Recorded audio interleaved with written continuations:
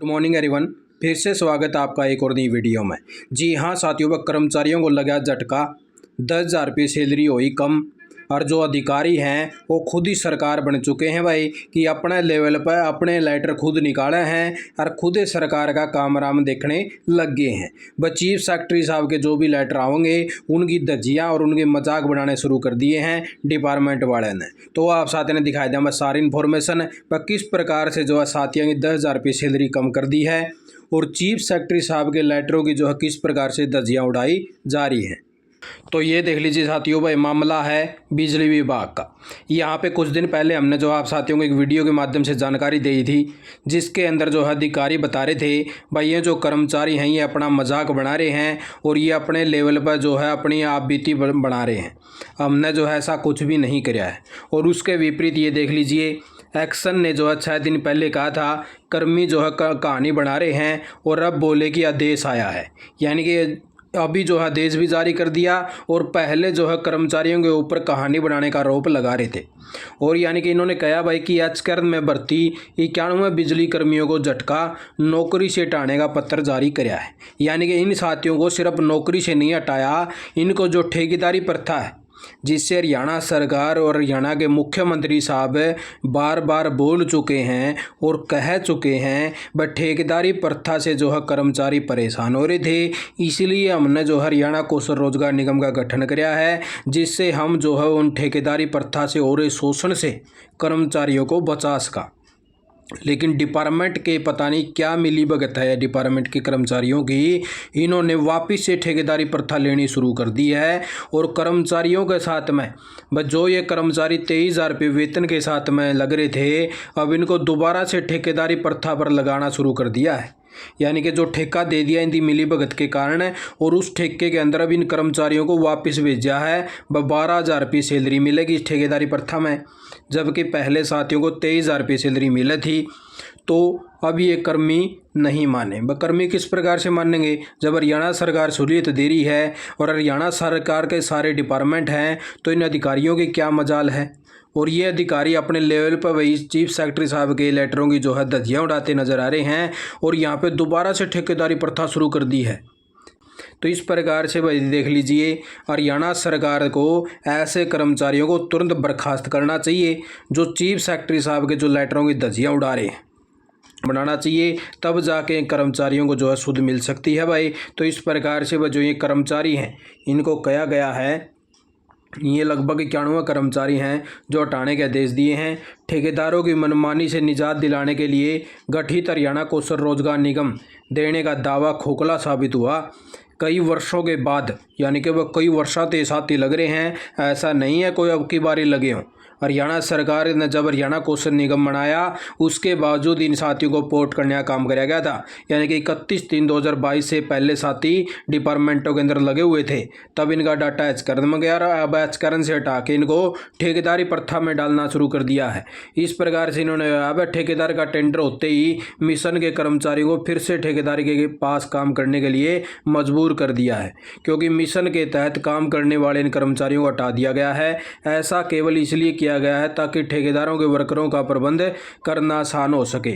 और यह टेंडर धारक कंपनी टेंडर लेने के करीब 1 माह बाद तक भी वर्करों को इंतजाम करके काम शुरू नहीं कर पाई। यानी कि वो वर्कर नहीं मिले इस ठेकेदार ने, तब जाके इन अधिकारियों ने आपस में गोलमेल करी है और चीफ सेक्रेटरी साहब के जो लेटर हैं उनकी धज्जियाँ उड़ाने का काम कराया है। और हरियाणा सरकार के मुख्यमंत्री खुद बन गए हैं।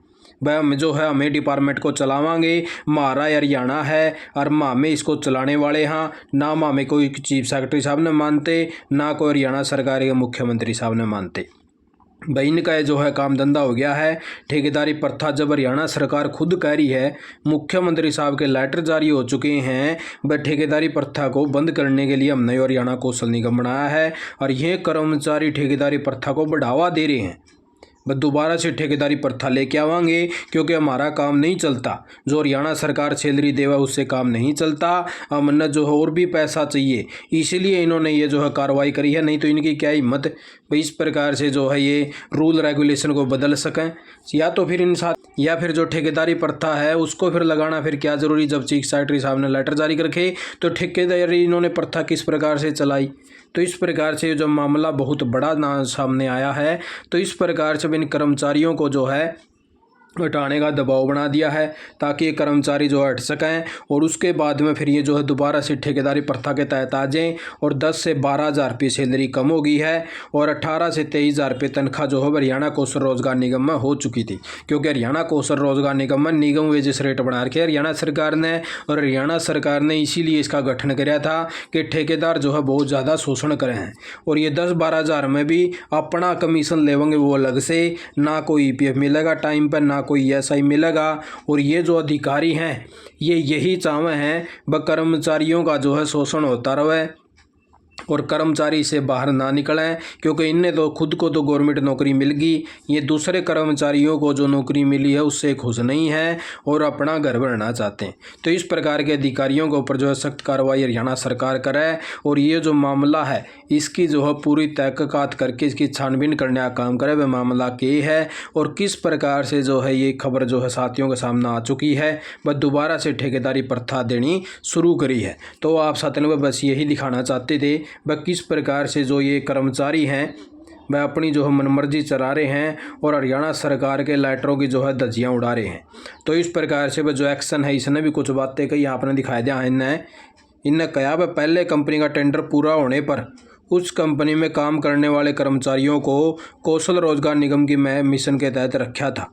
भाई यह बात जो है इन्होंने मान ली है, जबकि फिलहाल कंपनी को दोबारा से टेंडर मिलता है, इसलिए निगम ने कर्मचारियों को हटाने का नोटिस देने का आदेश दिया है। वह दोबारा से टेंडर आपने करे क्यों? बस जब कर्मचारियों को हरियाणा कौशल निगम में डाल दिया था तो ठेकेदार तो हरियाणा कौशल हो गया, तो दोबारा से टेंडर करने की क्या ज़रूरत पड़गी? भाई दोबारा से टेंडर क्यों कराया गया जब कर्मचारी ऑलरेडी हरियाणा कौशल निगम में हैं और ऑलरेडी काम कर रहे हैं?